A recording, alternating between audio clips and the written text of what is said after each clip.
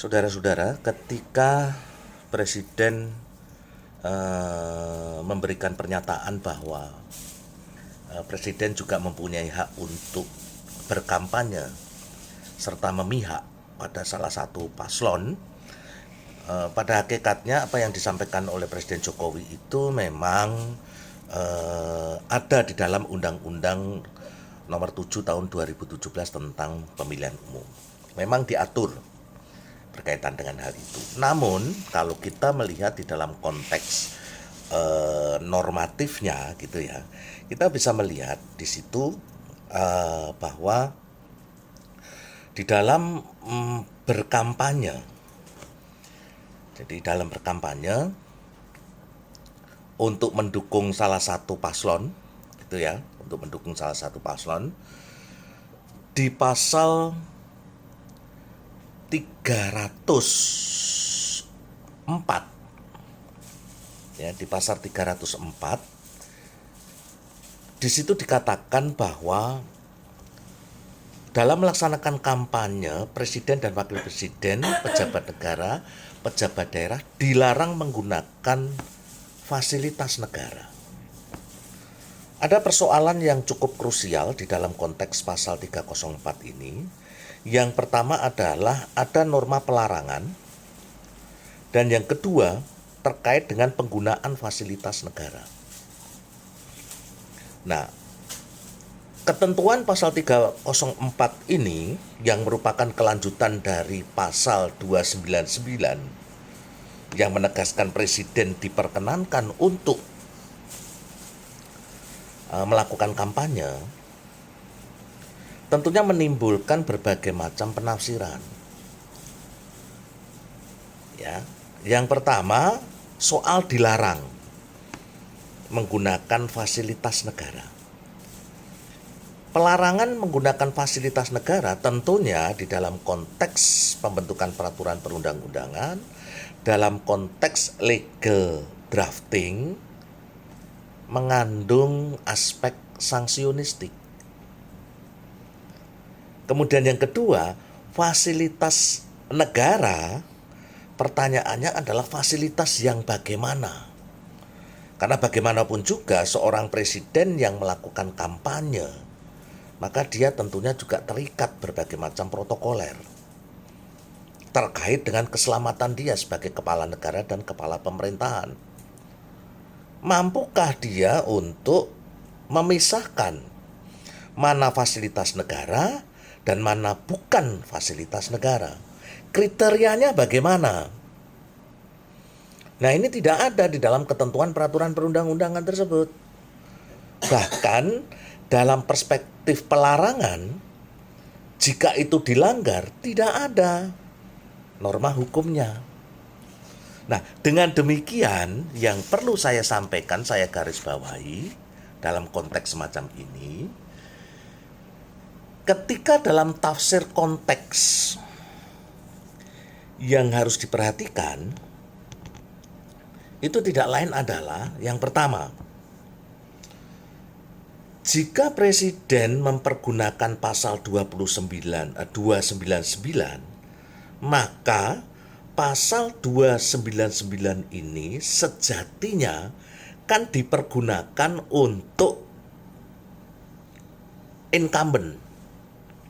Jadi seorang presiden yang mencalonkan kembali, itu maka dia diperkenankan untuk melakukan kampanye untuk incumbent. Persoalannya, Pak Jokowi itu bukan incumbent. Ya, Pak Jokowi bukan incumbent. Karena apa? Karena dia sudah 2 kali.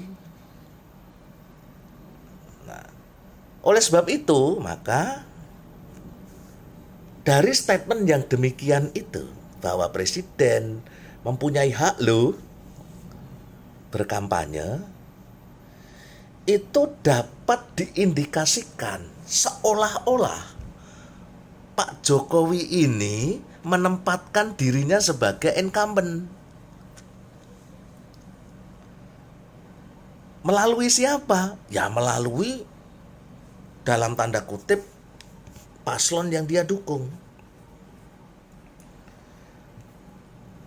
Nah, dengan demikian, tafsir yang berkelindan di dunia, di masyarakat itu sebetulnya disebabkan karena apa yang disampaikan oleh Pak Jokowi dalam kaitannya dengan bisanya dapatnya presiden itu melakukan kampanye dan memihak salah satu calon, itu hanya sepenggal ketentuan dari pasal 299, tidak masuk ke dalam pasal 304 Undang-Undang Nomor 7 Tahun 2017, yang harusnya itu menjadi satu kesatuan. 299 dan 304 menjadi satu kesatuan, dan kemudian 304 ini menimbulkan akibat hukum sanksiunistik jika ada pelarangan. Tidak ada sanksinya. Bahkan penjelasan di dalam pasal 304 termasuk 299, khususnya yang 299, sampai sejauh mana presiden itu diperkenankan untuk kampanye, presiden dalam pengertian incumbent ataukah bukan, itu nggak jelas di dalam pasal 299 itu. Sementara di dalam pasal 304 itu, ketika dibuka dalam penjelasan Undang-Undang Nomor 7 Tahun 2017, itu penjelasannya mengatakan cukup jelas. Akibatnya apa? Akibatnya ketika ini nanti ada pelanggaran yang dilakukan oleh Presiden Jokowi,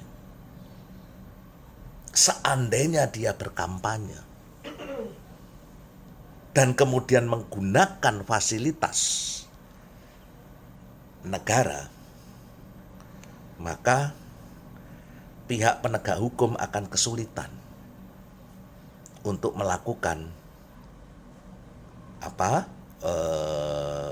pemeriksaan dan sanksi. Nah, oleh sebab itulah saya mengatakan bahwa dalam perspektif penyelenggaraan negara hukum, maka tidak hanya sebatas pada hukum yang tertulis, juga harus dilihat hukum yang tidak tertulis, di mana di situ ada nilai, ada asas, ada prinsip yang kemudian tercermin dalam konteks etis.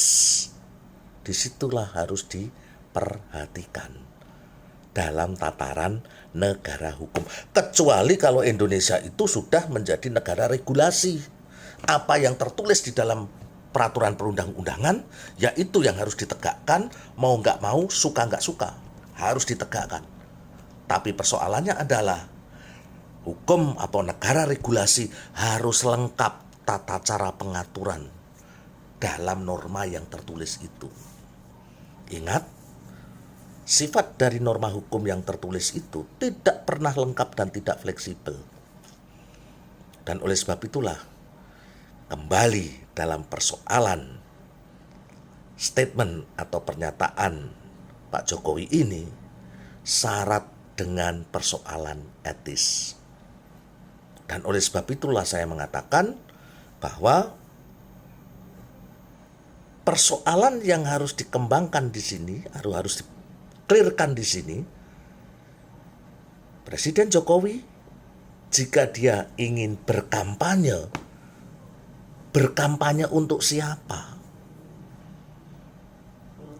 Kalau berkampanye untuk calon yang didukung oleh partai politik, diajukan oleh partai politik, di mana dia juga pernah diajukan, dicalonkan sebanyak 2 kali, maka itu menjadi sebuah kegiatan politik, partai politik, dia sebagai bagian dari partai politik untuk memperjuangkan seorang tokoh dari partai politik yang bersangkutan menggantikan dia. Ataukah dia akan memperjuangkan yang dalam hal ini anaknya sendiri, Gibran. Kalau itu memperjuangkan dan kampanye untuk anaknya sendiri, dan dia sebagai Presiden Republik Indonesia, sementara Gibran itu sendiri dalam proses pencalonannya clear, sudah ada putusan MK, ya kan? Ada cacat etis terhadap putusan Mahkamah Konstitusi 90 itu. Maka ada efek domino tentang etika. Apa yang dilakukan oleh Gibran yang dicalonkan secara tidak etis, kemudian didukung oleh Presiden Jokowi, yang itu adalah bapaknya sendiri, yang tidak etis juga. Akibatnya apa, Bapak dan Ibu, saudara-saudara sekalian? Ya, akibatnya sekarang ini di Indonesia dalam konstelasi pemilu, khususnya pemilu presiden, masyarakat Indonesia terpecah menjadi dua. Masyarakat yang mendaki dan tetap berpijak pada etika demokrasi yang beretika, dan masyarakat yang berpijak pada demokrasi yang asal-asalan, tak perlu memikirkan soal etika. Sekarang terjadi polarisasi dua kelompok semacam ini. Nah, ini yang menjadi persoalan negeri ini. Dan oleh sebab itulah, dalam kerangka pendidikan politik generasi milenial, generasi Indonesia emas, maka tolong harus dikembalikan pola-pola demokrasi yang sifatnya tetap mengandalkan etika politik. Tetap harus jalan lurus. Supaya apa? Supaya generasi yang akan datang, supaya generasi yang melanjutkan dalam konteks Indonesia emas tetap memiliki etika. Karena konstitusi itu tidak hanya sekedar hukum yang tertulis di dalam Undang-Undang Dasar, tetapi juga ketentuan yang tidak tertulis, yang di dalamnya syarat dengan etis. Terima kasih.